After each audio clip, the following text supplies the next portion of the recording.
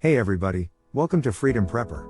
Today, we're going to learn to use an axe to build a winter survival shelter. Make sure to eat your spinach and then report to the woods, because you'll need a little muscle power for this one. Axe, or axe? You decide, just bring one for this lesson in outdoor winter survivalism.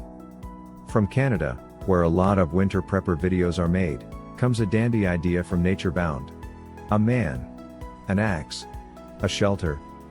For this exercise, you'll need winter, or another season conditions, the outdoors, and an axe.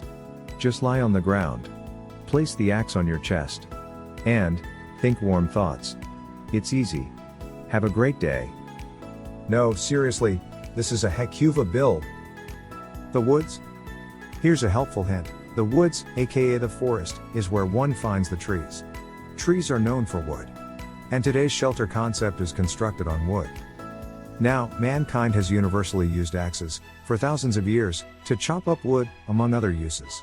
I hope you can already see where this episode is going. Pick a suitable site. That's an axe handle protruding into the picture next to the bent knee. Ahem. Pick a site that's somewhat sheltered, clear of obstacles, and that's easy to work on. You'll be there as long as you are, so make yourself at home. Rather, just make yourself a home. Like this. Framing. Using the axe, let some logs to suit. Then, assemble one as a central beam. It rests on other, standing trees, larger rocks, or, as seen here, a hewn tripod of other logs. The other end of this exact model is held aloft by a fallen tree's root ball. This is the main structure to hold a temporary roof over your head. Build a wall. Once again, making smart use of the axe, hack up some rear wall studs or rafters. Place them leaning against your main beam, as seen here. A note, one could easily substitute a handsaw or a hatchet for an axe. I suppose you could use a trained beaver, but, weird. In the absence of a beaver or similar building code inspector, have your dog sign off on the job. Note that the side sticks wrap around the end of the shelter structure. Go green. Lop off some balsam or other evergreen branches, again with the axe. Use them to solidify the rear wall or roof of the shelter. They will block wind from behind and give blown snow somewhere to stick. Enough snow, and you are sealed in from behind by a solid wall without cracks. Pack the branches as tightly as possible and layer them as you would shingles. Over and around. Continue knitting the branches together against the frame until you create a green woody cocoon of sorts. Notice that the green's over the top of the beam, fashioning an overhang.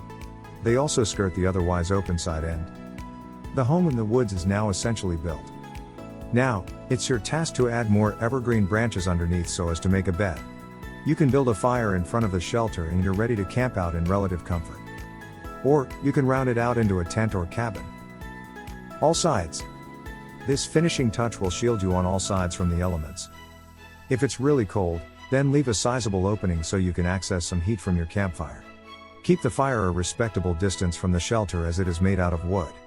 Woods burns. And, you'll also use the handy axe to collect, split, and prime the firewood. So armed against the windy wilds of nature, kindly watch the video.